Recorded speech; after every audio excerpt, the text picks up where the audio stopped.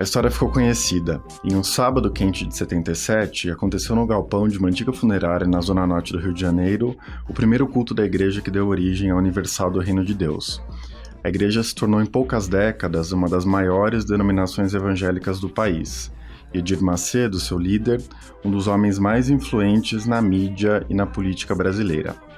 O jornalista Gilberto Nascimento, convidado do episódio desta semana, analisa em detalhes a expansão vertiginosa da Universal no livro O Reino.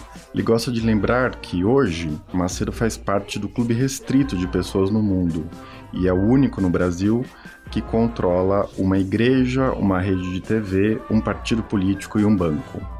Na conversa, Gilberto falou sobre a consciência precoce de Edir Macedo da necessidade de construir alianças com governantes e formar bancadas no legislativo para expandir sua igreja, que culminou com o apoio atual do bispo ao governo Jair Bolsonaro.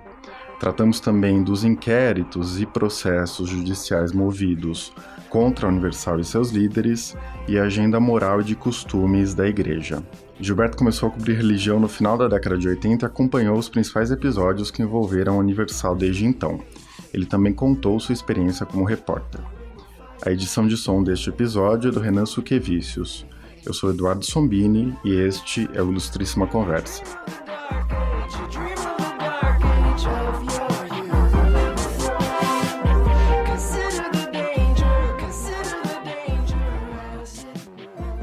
Gilberto, você narra em detalhes no livro a expansão vertiginosa da Universal e a personalidade de seu líder, o bispo Edir Macedo.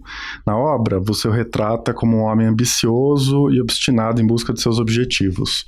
Uma das sínteses que você apresenta é uma frase atribuída a Macedo, para a obra de Deus vale até gol de mão. Outra é o próprio título da biografia oficial de Macedo, transformada em filme, Nada a Perder. Se você pudesse fazer um resumo, como você definiria o bispo Edir Macedo? Edir Macedo é uma figura polêmica, controversa e uma pessoa muito determinada, muito ambiciosa, muito focada nos seus objetivos, né? Desde muito cedo, logo após a sua conversão à religião evangélica, ele mirou um objetivo assim, de se tornar pastor e acabou fundando a sua própria igreja. Antes teve uma participação em alguns outros movimentos religiosos junto com o cunhado, né?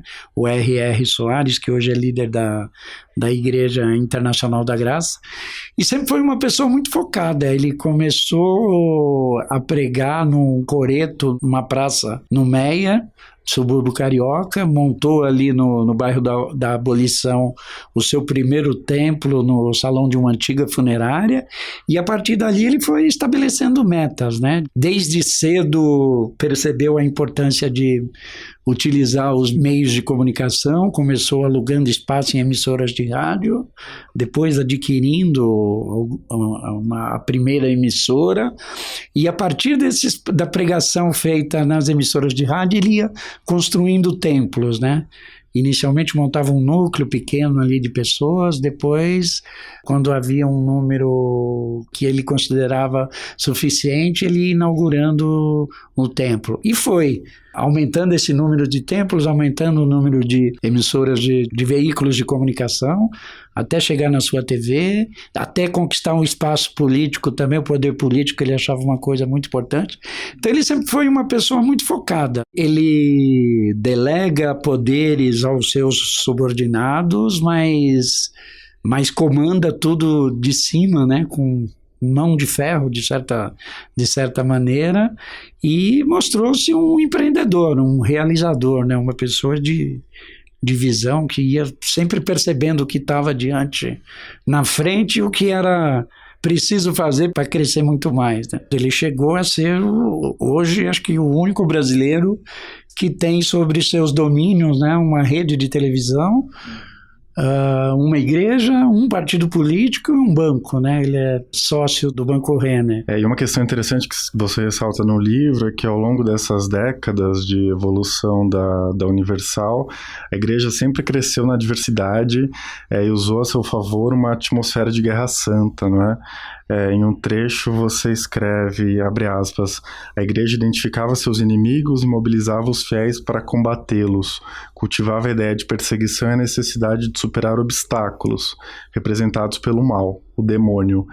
Você pode falar um pouco mais desse aspecto da história da Universal? Assim, ele cresceu e muito com a ajuda dessa suposta perseguição que ele sofria. Isso era uma coisa muito enfatizada junto aos fiéis e dava resultado. Não à toa, alguns veículos de comunicação que combateram intensamente a figura do Edir Macedo no início, depois, num determinado ponto, acho que pararam. Não só por isso, claro, outros fatores que pesaram na balança, mas isso ajudava, alimentava essa aura, né, do perseguido, da vítima. Você acha que ele se fortalecia por conta desse trabalho da mídia, né? O próprio episódio da prisão dele em 1992, ele foi acusado de estelionato, charlatanismo e curandeirismo e chegou a ficar preso 11 dias numa cela no 91º DP aqui na zona oeste de São Paulo. Os fiéis da igreja faziam plantão diante da delegacia, orando, né, o tempo todo. E esse clima ajudava a fortalecer esse sentimento assim de perseguição. Era uma coisa que ele denunciava o tempo inteiro no jornal, na Folha Universal, nos programas de rádio, na televisão também. Isso ajudou sim a fortalecer. A partir do momento que ele compra a TV Record, em 1989, ele acaba chamando essa até então pequena igreja neopentecostal, mas que já começava a crescer, ela passa a chamar a atenção de toda a mídia, de toda a sociedade. Aí muita gente foi mostrar em reportagens a volúpia da igreja na arrecadação de recursos, aqueles atos no Maracanã, onde se recolhiam sacos de dinheiro, segundo toda a imprensa denunciou na época, e na verdade eram apenas pedidos, segundo a alegação da igreja, mas alguns vídeos vieram à tona de atitudes polêmicas tomadas por líderes da igreja, denúncias também no Ministério Público, tudo isso acabou gerando dezenas e dezenas de reportagens na mídia, e ele, por outro lado, passava para os fiéis que tudo aquilo era perseguição, principalmente da Igreja Católica e da Rede Globo, né? E aí tem um outro aspecto, né, desse início da Igreja Universal que você apresenta no livro, que são os ataques à Umbanda e ao Candomblé no discurso da igreja. Você mostra que ao mesmo tempo que a igreja incorporou um conjunto de símbolos e práticas de matriz africana, então como o banho de sal grosso e arruda, a roupa branca, a espada de São Jorge, e que então a Universal sempre se valeu do sincretismo religioso para atrair fiéis, né? Como que essas questões, que parecem contraditórias, elas se combinaram na igreja e como elas funcionaram como estratégia de atração de fiéis? A Igreja Universal incorporou, principalmente no seu início, né, alguns elementos sim, das religiões afro-brasileiras e também de outros segmentos. Ultimamente até tem incorporado ritos judaicos, então ela sempre usou do sincretismo aí de uma certa maneira. E no próprio início da igreja, nos seus primeiros momentos, aliás, quando o Edir Macedo obtém o seu primeiro espaço num veículo de comunicação, na primeira rádio que ele passa a ter programa lá no Rio de Janeiro, era a Rádio Metropolitana. Ele tinha um programa com pouco tempo de duração, mas que entrava logo após um programa de uma babalorixá. Eu conto no livro que até os donos da emissora acharam que ele não ia se interessar por aquele horário, por vir na sequência desse programa, e muito, muito pelo contrário, ele achou aquilo ótimo e aproveitou a oportunidade, inclusive, para fazer provocações e tentar ganhar o público dessa outra religião. E durante muito tempo isso foi bastante forte dentro da igreja. O Leonildo Silveira Campos, que é professor de ciências da religião, o Ricardo Mariano também apontam isso em alguns outros livros e teses acadêmicas que eles fizeram também, livros acadêmicos, mas abordavam bastante isso. Durante muito tempo houve polêmica muito grande com as religiões de matriz afro, tanto que um grande processo movido por entidades de religiões de origem africanas durou durante anos e anos na imprensa, e no ano passado que saiu uma decisão final e a Record foi obrigada, a TV Record obrigada a ceder um espaço para essas entidades com 4 ou 8 programas, mas era justamente por causa dessa questão de sempre associar a figura do demônio ou das forças ruins com símbolos de religiões de origem afro, né? Isso foi motivo de polêmica. Agora, a igreja também ela tem momentos em que muda um pouco a sua atuação. Hoje até a gente vê menos esse tipo de manifestação. Tem um outro aspecto que você citou já também, né? Que a gente já falou desse discurso de perseguição que foi usado para minimizar os inquéritos movidos contra a Universal e seus líderes. No livro você dedica um capítulo a esses processos todos, cita que foram encaminhados à justiça denúncias, né, de lavagem de dinheiro, evasão de divisas, formação de quadrilha, estelionato, falsidade ideológica, entre outros. E lembra também que a maioria foi arquivada por falta de provas e que Macedo nunca foi condenado. Você pode falar um pouco mais em detalhes, né, da natureza desses processos, um pouco o conjunto da obra, que é um dos temas que sempre suscitam atenção, né, em relação a Edir Macedo? Quando a gente fala em Igreja Universal Edir Macedo, todo mundo lembra de que já foram publicadas na imprensa dezenas e dezenas de reportagens durante longos anos, com as acusações as mais diversas. No primeiro livro, na primeira biografia do Edir Macedo, o livro O Bispo, que foi escrito lá também pelo jornalista Douglas Tavolaro, e depois também nas outras biografias, lá nos 3 volumes do Nada a Perder, o próprio Edir Macedo faz uma lista imensa, né, de todas as acusações que ele já sofreu.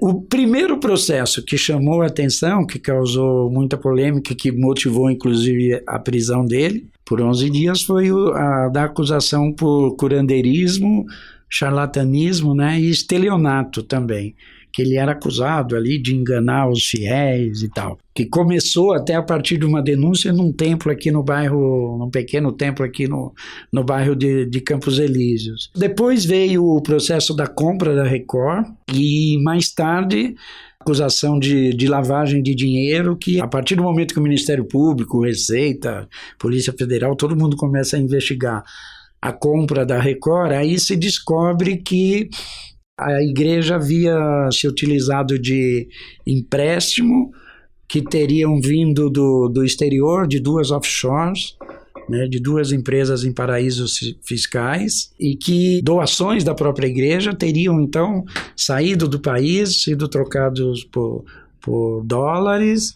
Depois esse dinheiro voltava via Uruguai e entrava na forma de empréstimo nas contas de seguidores da igreja. Alguns laranjas, né, como passaram a ser citados lá pelo próprio Ministério Público. E essas ações se estenderam por anos e anos na igreja, né? Algumas não deram, elas começaram na Justiça Estadual aqui em São Paulo, depois não deram em nada. Esse processo da acusação de lavagem de dinheiro e formação de quadrilha, ela acabou voltando depois em 2011 na Justiça Federal, e foi o último dos processos aí, que durou muito tempo e acabou prescrevendo no ano passado. O Edir Macedo já ficou definitivamente livre dessas acusações. O processo de compra da Record já tinha encerrado, aquele da acusação de estelionato lá também, aliás, de curandeirismo, charlatanismo também, e essas últimas se estenderam até 2019 e as acusações contra Edir Macedo acabaram prescrevendo, pelo fato de ele já ter mais de 70 anos, o período de prescrição para esse tipo de crime é 16 anos, no caso, para quem completa 70 passa a ser 8. Então ele definitivamente ficou livre. 2 outros integrantes da igreja ainda continuam respondendo a alguns desses processos, mas ele acabou se livrando. No livro eu mostro com detalhes o que aconteceu, quais eram as acusações feitas exatamente, o que acabou acontecendo com cada um. Mas, de fato, ele nunca chegou a ser condenado. Um pouco antes você citou também, né, essa consciência do Edir Macedo de ocupar os meios de comunicação, de ter espaço nos meios de comunicação, e o livro mostra uma outra faceta importante, que é como ele queria, desde o início, desde muito cedo, construir pontes com os governantes e formar bancadas no legislativo. Ele via isso como uma condição essencial para expandir a Igreja Universal. E o livro mostra o Edir Macedo como uma espécie de camaleão político, né, que apoiou o Fernando Collor, depois o PSDB no governo federal. Durante os anos 90, comparava o ex-presidente Lula ao diabo, mas depois deu suporte aos governos petistas, e o seu sobrinho, Marcelo Crivella, inclusive foi ministro da Pesca do governo federal. Você pode falar um pouco mais dessa relação do Edir Macedo com a política, de como a Universal ela criou essas pontes com o poder político no país? O livro tem muitas histórias e relatos de ex-pastores, ex-bispos da igreja também, ex-executivos de empresas ligadas ao grupo. E o ex-pastor da Universal, Ronaldo Didini, é um dos que fala que o Edir Macedo sempre ressaltava essa questão da importância de ter o poder político. E aí ele falava que não basta ter o recurso financeiro se isso também não tiver atrelado à questão do poder político. E aí, quando se junta o dinheiro e o poder político, aí as coisas realmente ficariam mais fáceis de andar e de a instituição ou as pessoas conseguissem os seus objetivos. Então, sempre foi uma preocupação dele. A partir da aprovação da Constituinte no Brasil em 1988, que as igrejas evangélicas começaram a perceber muito mais a importância de ter representantes no legislativo, de ter também as suas bancadas. A primeira até a entrar com mais força nesse projeto e de tomar essa decisão foi a Assembleia de Deus, que começou a eleger representantes lá para a Constituinte. E qual era a ideia? Eles, sabendo que estava-se em vias ali de se discutir uma nova Constituição, perceberam a importância de que elegessem representantes ali para que as propostas deles também fossem ouvidas, aceitas e tivessem pesos na sociedade. O Edir Macedo começa com um número muito pequeno de parlamentares eleitos. Desse momento aí para frente, ele passa sempre a indicar representantes para as câmaras municipais, assembleias legislativas e para a Câmara Federal. Então, hoje, a Igreja Universal se aproximou bastante do PL, que não era um partido exatamente da igreja, mas era um partido onde eles tinham bastante ascendência e penetração num primeiro momento, e depois chegam a montar o seu próprio partido, o PRB, que é hoje chamado Republicanos, e somente a Universal tem uma bancada de 30 deputados, né? 30 deputados federais, não é pouca coisa. E tem bastante ascendência também na bancada evangélica.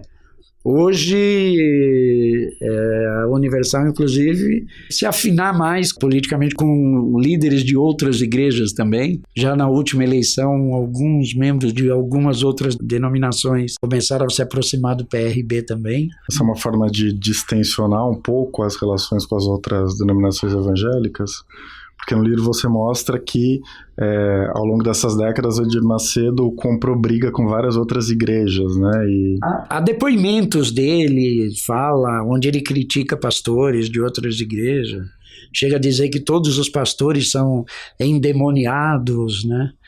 Tem um episódio também, num determinado momento, ele tentou criar o que seria a versão evangélica lá da CNBB, a Conferência Nacional dos Bispos do Brasil, que é a entidade lá que representa os bispos católicos, e ele tentou criar também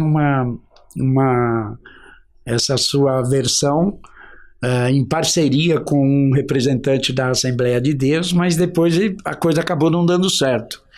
Ele ajudou a colocar um representante lá da Assembleia de Deus como presidente da associação, mas a coisa acabou não dando certo. Ele não tinha uma relação tão boa com as igrejas protestantes tradicionais, as chamadas protestantes históricas, luterana, metodista, presbiteriana. Mesmo com algumas igrejas pentecostais tradicionais, a convivência não era assim tão próxima, tão boa, mas com alguns outros líderes das chamadas neopentecostais tiveram uma relação melhor assim em determinados momentos, como com a Renascer, por exemplo. Tem um outro aspecto que está diretamente ligado com esse, né, que são as perspectivas atuais dessa relação do Edir Macedo com o poder político. Então, no livro você narra que o Edir Macedo, nas eleições de 2018, ficou ao lado de Geraldo Alckmin até as vésperas da eleição, depois aderiu ao presidente Jair Bolsonaro, e desde então vem, por exemplo, defendendo o presidente nos cultos que ele realiza. Como você vê essa situação política atual e que interesses a igreja tem em relação ao governo federal, por exemplo? Eles estão sendo atendidos? Até complementando uma pergunta que você fez anterior, o Edir Macedo é muito pragmático, né? Ele e a Igreja Universal, na verdade, sempre procuram conviver bem com o político que estiver no poder no determinado momento.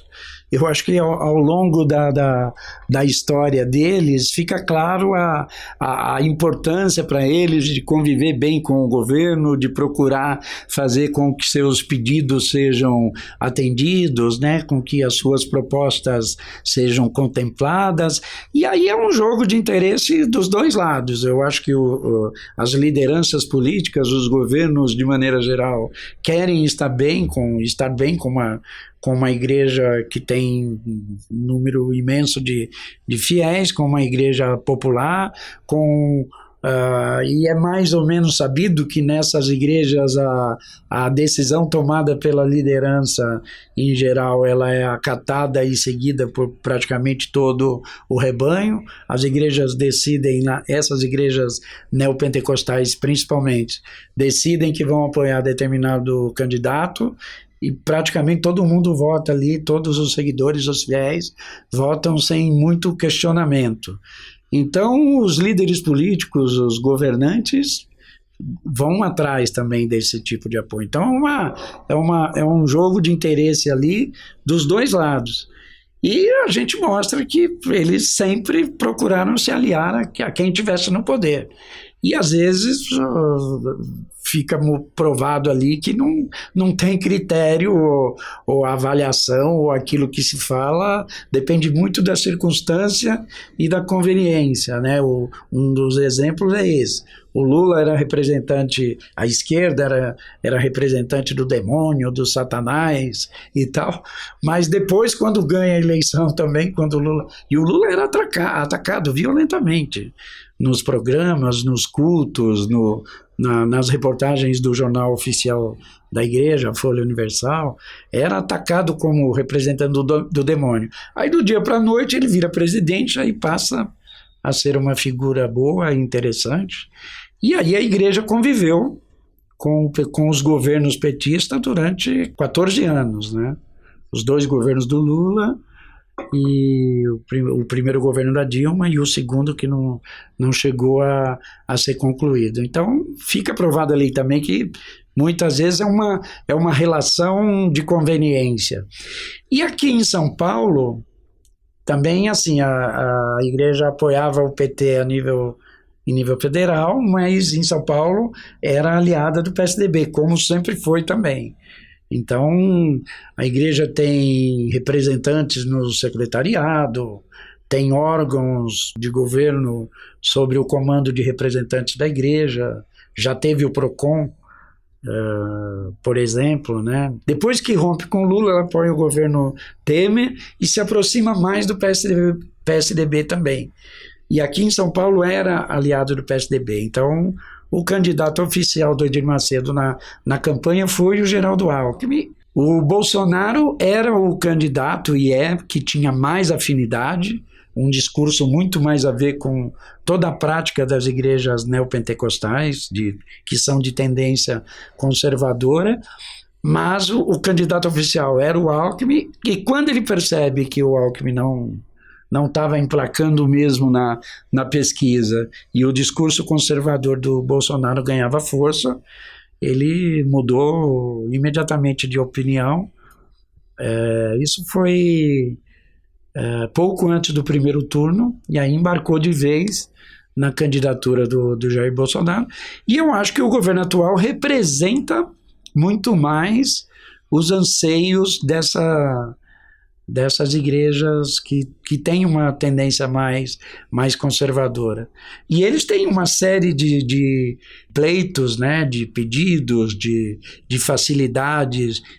As igrejas já têm isenção fiscal, mas elas ainda querem algumas outras medidas que facilitariam a sua atuação, desde a diminuição do valor da conta de luz, como também facilidades para mandar ou receber dinheiro do exterior, e algumas outras facilidades ali para que pastores possam exercer funções. Tem uma agenda grande, e o atual governo já vem acenando com a possibilidade de atender esses pedidos. E o próprio Jair Bolsonaro já falou que em breve o Brasil poderá ter no STF um ministro terrivelmente evangélico. Então, tem uma aliança aí, né? E no legislativo, essa pauta conservadora também, das propostas elencadas pelas igrejas em relação ao aborto, em relação a temas homossexuais e outra série de questões, aos poucos eles vêm procurando colocar ali as suas propostas, e cada vez elas ganham mais força no legislativo, né? Além da simpatia do governo também. E esse é um tema interessante porque você discute essas nuances morais da Universal, né? Então, você diz que a igreja é mais liberal no comportamento que outras denominações neopentecostais. Então, a Universal não aceita alcoolismo, uso de drogas, prostituição e sexo anal, mas Macedo já se mostrou favorável à descriminalização do aborto e ao uso de camisinha e outros métodos contraceptivos. A igreja condena também a homossexualidade, né, segundo o livro, mas ao mesmo tempo não afasta homossexuais dos seus cultos. Então, como que esse caldo de prescrições morais, ele convive na Universal e ele se comunica, não é, com os anseios dessa população conservadora e do governo federal? Você pode falar um pouco sobre isso? De fato, como eu falei, o discurso, por exemplo, do atual governo, com as reivindicações das igrejas evangélicas de maneira geral, se aproximam muito, né? Tem muita afinidade. Eu acho que, no geral, aquilo que a Universal prega ou sonha ver, tem muito mais a ver com o discurso do Bolsonaro. Agora, ao mesmo tempo, tem essas outras posições que ele adotou ao longo dos anos e que são mais flexíveis, né, em relação ao discurso de outras igrejas. E eu acho que foi uma das maneiras que ele encontrou também para facilitar o crescimento. E enquanto você tinha algumas igrejas lá, como a Congregação Cristã do Brasil, que não permitia as mulheres, obrigava de uma certa forma as mulheres a usar vestido comprido, roupa, cabelo comprido, não poder se depilar, não poder usar batom, uma série de outras coisas assim, a Universal nesse ponto é totalmente aberta. E isso facilita ou atrai um jovem evangélico ou uma jovem evangélica de uma dessas igrejas mais conservadoras, de repente podem se sentir mais atraída por esse outro discurso. Essa posição do Macedo em relação ao aborto, pouca gente sabe, mas ele enfatizou isso dezenas de vezes em pregações e também lá nos seus escritos, no blog, no livro. E a afirmação dele, a explicação dele, a justificativa dele que é muito melhor que uma mulher pobre, por exemplo, opte pelo aborto em vez de criar um filho sem ter condição financeira e recursos para isso. Pesando na balança, ele diz ser mais favorável por essa questão. Ele se mostra dúbio, assim, ou a hora que, já discutindo às vezes no blog dele sobre sexo oral, ele não é tão radical quanto outros pastores. E acho que isso, na questão do homossexualismo, que ele condena, mas diz que não quer afastar as pessoas ali também da igreja. São questões curiosas, interessantes e conflitantes também, né, ao mesmo tempo. Um outro tema que você aborda no livro é a sucessão do Edir Macedo na Universal, na Record e nas outras empresas do conglomerado, né? Inclusive você tem um capítulo no livro em que traça as teias entre as dezenas de empresas, são 97, se eu não me engano, né? Do conglomerado controlado por ele. Então você diz que ao longo das últimas décadas o Edir Macedo exerceu um poder imperial sobre a igreja e usou estratégias para tirar de cena lideranças que ascendiam na hierarquia da igreja e que podiam ofuscar a sua figura. Você pode comentar um pouco como ele se manteve no controle durante essas décadas todas, que estratégias ele usou, como ele lidou com essas figuras que apareciam? Ele tem, de fato, o poder imperial ali, né? Agora, muita gente, como eu havia falado antes, ele delega tarefas aos seus subordinados, né? Permite dar um certo espaço de atuação, mas ela vai até um determinado ponto. É óbvio que ele, por mais que seja o líder e ele está atento a tudo que acontece no mundo inteiro e toma as decisões do que deve ser feito lá na Espanha, nos Estados Unidos, no Brasil, na África, em qualquer outro lugar, mas é sempre ele que está acima. Agora, esse espaço cedido leva, claro, inevitavelmente, ao crescimento também de outras lideranças, né?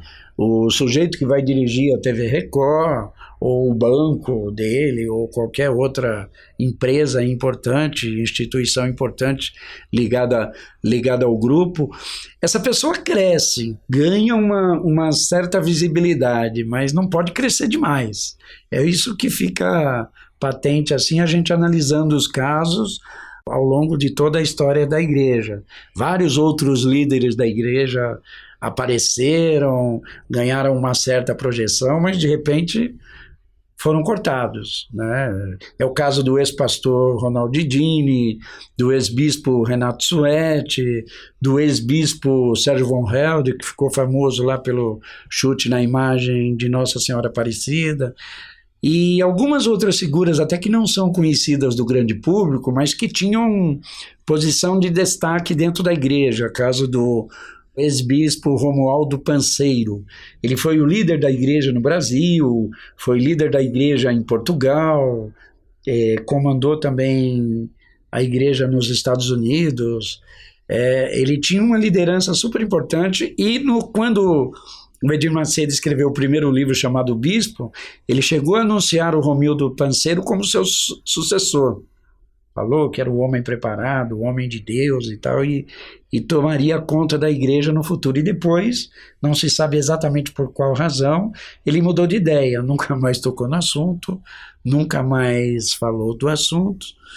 Quando eu trabalhava na revista Carta Capital, cheguei a fazer uma reportagem falando, porque eram informações que eu recebi de gente de dentro da igreja, que eles haviam rompido, que havia tido uma briga, um desentendimento entre os dois. Na época a igreja negou veementemente, mas passado um tempo depois confirmou-se essa disputa interna, se é que dá para se chamar de disputa interna, e teriam feito um acordo momentâneo aí, que o Romualdo Panseiro foi para o exterior, ficou um tempo nos Estados Unidos, depois passou a dirigir a igreja em Portugal, e de fato acabaram rompendo, né? Hoje há inclusive um temor de que o Romualdo Panseiro possa eventualmente querer criar a sua própria igreja, porque parece que ele é uma figura que tem liderança, ou tinha liderança sobre muitos outros pastores. O Valdemiro Santiago, que é o bispo lá do Chapelão, que é líder hoje da Igreja Mundial do Poder de Deus, também era bispo da Universal, rompeu, saiu. Quando ele saiu, ele levou muita gente com ele. Aliás, a própria igreja do Valdemiro hoje, a Mundial, já está dividida entre mais 2 ou 3 também, que alguns outros já romperam com ele, montaram a sua própria igreja também. É uma coisa que uma iniciativa que parece bastante interessante, né? E dá certo, ao que parece. Mas hoje o Edir Macedo, da mesma maneira que afastou o Romualdo, afastou outros líderes antigos, que estavam já há muitos anos e que têm bastante liderança dentro da igreja, e ele foi dando todo o espaço para o Renato Cardoso, que é bispo, e é o seu genro casado com a filha dele, a Cristiane Cardoso. Então, o que todo mundo já dizia na igreja há bastante tempo é que ele passou a preparar o genro para que se torne a liderança do futuro na igreja. Hoje é o homem forte da igreja depois do Edir Macedo, e assim você, de uma certa maneira, consegue preservar o comando, o poder nas mãos da família, né? Na mão da filha e do genro. Bom, a gente precisa se encaminhar para o final. Eu tenho uma última pergunta, que é sobre o seu trabalho como jornalista, a apuração que levou a esse livro. Você começou a cobrir política e religião no final dos anos 80, é isso, né? Sim. E você foi responsável por inúmeras reportagens importantes, né, sobre o assunto. Você revelou, por exemplo, o vídeo em que o Macedo orienta pastores a conseguir doações de fiéis e usa a expressão ou dá ou desce, né? Que foi posteriormente exibida pela Globo e foi um dos capítulos, né, dessas polêmicas dos anos 90 entre a Rede Globo e a Igreja Universal. E no livro você enumera também vários casos, né, de processos judiciais contra jornalistas. Então eu queria te perguntar se você pudesse falar um pouco sobre como foi essa sua experiência cobrindo esse tema, acompanhando a Igreja Universal nas últimas décadas, e como isso resultou no livro O Reino. Eu cobri a área de religião, inclusive na Folha de São Paulo, a partir de 1989 até no início de 1990. Naquela época cobria muito mais a Igreja Católica, porque aquela polêmica toda envolvendo teologia da libertação era o tema do momento, né? A punição ao Leonardo Boff, a outros líderes católicos identificados com posições mais à esquerda, e havia toda uma polêmica sobre a opção da igreja a favor dos pobres, e um movimento também da ala conservadora da Igreja Católica querendo mudar e alterar esse cenário. Mas é justamente o período que a Igreja Universal também compra a TV Record e que passa a chamar a atenção de toda a sociedade, de toda a mídia. Então, algumas das primeiras reportagens sobre a Universal eu fiz aqui na Folha. Somente após as denúncias que começam a ser feitas lá pelo Ministério Público, que começam a aparecer na imprensa a partir no início dos anos 90, é que ela vai definitivamente assim para o noticiário. A igreja começa a aparecer muito mais no noticiário, chamar a atenção de todo mundo, e eu também comecei a fazer algumas reportagens lá nesse período na revista Isto É, onde eu passei a trabalhar. E então eu cobri muitas informações ali que tem no livro também. Eu acompanhei de perto ali, produzi reportagens na época, naquele momento, no caso do chute na Santa, na polêmica causada quando a TV Globo apresentou aquela minissérie chamada Decadência, que era inspirada de fato na atuação do bispo. E aí foi o momento que travou-se a tal da Guerra Santa, né? Que a TV Globo fazia reportagens mostrando a atuação da Universal, a Universal rebatia pela Record, e houve uma polêmica muito grande. Foi nesse contexto aí que ocorreu o chute na Santa. Aí um ex-integrante da Igreja Universal, o ex-pastor Carlos Magno, passou a fazer as primeiras denúncias graves e sérias lá contra a igreja, chegou a falar até de um suposto envolvimento com tráfico colombiano, que é uma coisa que também nunca se chegou a comprovar. É um episódio que o dinheiro do tráfico colombiano teria sido trazido para o Brasil para pagar a compra da Record, não é isso? É isso. Essa foi uma denúncia feita pelo ex-pastor Carlos Magno, que era um dos líderes da igreja aqui em São Paulo e que causou grande polêmica. Foi um fato que ocupou manchetes de jornais aí durante longo tempo.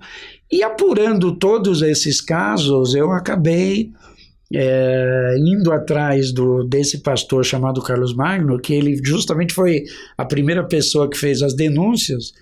E aí eu fui até justamente na Polícia Federal para saber como é que tinha ficado esse caso, e aí um delegado falou para mim que o pastor veio a São Paulo e depois, quando chegou aqui, teria ido até a TV Record e depois ou na casa do Edir Macedo, ou num hotel para encontrar com representantes da igreja, e voltou para Recife. Eu acabei publicando, contando essa história. Aí ele mesmo me procurou, dizendo que queria conversar, que a coisa não era bem assim, e no meio das conversas, lá em Recife, ele acabou me mostrando o vídeo polêmico, onde tinha aquelas cenas do Edir Macedo ensinando os pastores a como aumentar a arrecadação, como fazer os fiéis tirarem a mão do bolso e dar muito mais recursos ainda, e foi uma coisa que causou uma polêmica imensa. Então eu conto essa história no livro aí em detalhes também. Eu, o fotógrafo que estávamos juntos lá, e também a equipe da Isto É, nós conversando, acabamos achando importante lá também que aquele vídeo fosse mostrado na televisão. E aí teve uma conversa, um acordo lá, que a revista saía primeiro, era para a TV Globo mostrar o vídeo só no domingo, a Globo acabou mostrando a reportagem no mesmo dia. Obviamente ao alcance, a penetração, a polêmica foi muito maior. Então um monte de gente acabou achando que foi a Globo. A Globo divulgou, de fato, as imagens, né? A gente havia contado tudo na revista um pouco antes. Mas foi um dos momentos, assim, que causou grande polêmica no país inteiro. Não se falava de outra coisa, porque as imagens eram muito fortes, né? O Edir Macedo tentou amenizar, dizer, não é tudo isso, não era bem assim, mas as imagens eram um pouco fortes. Foi por causa desse episódio que você recebeu uma das queixas-crime da Universal? Acho que foram depois, quando começaram a aparecer denúncias desse dinheiro que vinha lá de fora, das Ilhas Caimãs e tal. Aí eu publiquei outras reportagens lá na revista, denúncias de irregularidades também num outro banco que o bispo possuía, o Banco de Crédito Metropolitano, que acabou sendo fechado pelo Banco Central. E muitas eram feitas por ex-integrantes da própria igreja ou ex-integrantes das empresas ligadas ao grupo. E a Folha de São Paulo também publicou dezenas de reportagens de Elvira Lobato, reportagens importantes também.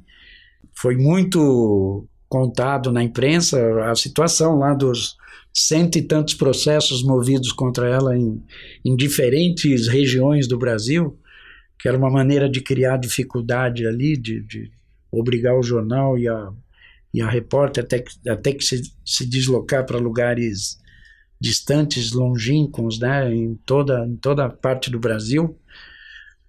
Mas a justiça acabou não acatando isso e Elvira e a Folha venceram os processos depois.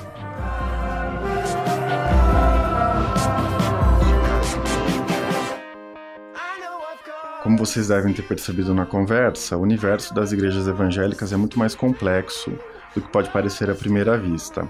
Para ajudar a entender as diferenças entre as várias correntes evangélicas, eu pedi ao Gilberto para explicar um pouco melhor o assunto. Quando se fala em evangélicos, às vezes as pessoas acham que é tudo uma coisa só, que todos os evangélicos são iguais, mas existem vários segmentos, né, de evangélicos e muitas diferenças entre eles. Dentro desse guarda-chuva você tem os protestantes, os tradicionais, os chamados históricos, que são os representantes das igrejas derivadas diretamente da reforma, né, da reforma de Lutero, e que são as igrejas metodista, presbiteriana, luterana, anglicana. Depois a gente tem os pentecostais, que surgiram aqui no Brasil a partir de 1910, que as primeiras igrejas pentecostais a virem ao Brasil são a Assembleia de Deus, que é a maior de todas. Aliás, tem um número de fiéis, de seguidores muito muito superior que a da Igreja Universal, por exemplo. Eles têm na faixa de 12 milhões de fiéis. Depois tem a Congregação Cristã do Brasil, que chegou também com missionários aí por volta desse mesmo período. E a gente tem o que os estudiosos costumam de chamar de 3 ondas, né, do movimento pentecostal no Brasil, que o primeiro o primeiro representado por essa chegada da Congregação Cristã e da Assembleia de Deus. Depois, num segundo momento, nos anos 50, com a criação da Igreja O Brasil para Cristo, a Igreja Evangelho do Quadrangular também, e depois uma terceira fase, que são o que estudiosos rotularam num primeiro momento de neopentecostais, e é o segmento no qual se enquadra a Universal do Reino de Deus, a Renascer, a Sara Nossa Terra.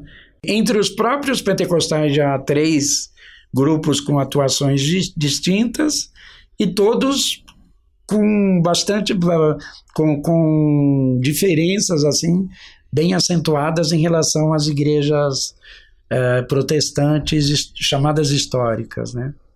Entre todos esses segmentos é interessante também notar a Igreja Batista, que é a segunda maior igreja no Brasil, né, depois da Assembleia de Deus, e ela é tida como uma igreja evangélica tradicional, né, que é a princípio mais identificada lá com a reforma, mas hoje vários ramos da Igreja Batista, que ela já está dividida também em vários segmentos, vários ramos da Igreja Batista se identificam hoje bastante com práticas neopentecostais. E as igrejas neopentecostais que vêm nesse terceiro ramo a terceira onda do pentecostalismo no Brasil, além da ênfase muito grande, assim, muito acentuada na utilização dos meios de comunicação, elas são bastante identificadas com a chamada teologia da prosperidade, que é a grosso modo, é uma visão assim de que a bênção financeira é um desejo de Deus, é uma coisa bem vista por Deus e enfatiza muito a importância do bem material para a prosperidade e o sucesso das pessoas e tal. É uma coisa muito martelada nos cultos e nas pregações das igrejas neopentecostais. A teologia da prosperidade é uma marca dessas instituições. Queria te agradecer, Gilberto. Tá bom. Eu que agradeço aí a oportunidade. Às vezes tem muitos detalhes, a gente pode acabar se estendendo muito, ou às vezes deixando alguma coisa em aberto, espero que não. Mas é um convite para conhecer o livro e conhecer esses detalhes todos, né? E eu agradeço ao convite e a oportunidade de falar aqui com vocês. Muito obrigado. Este foi o Ilustríssima Conversa.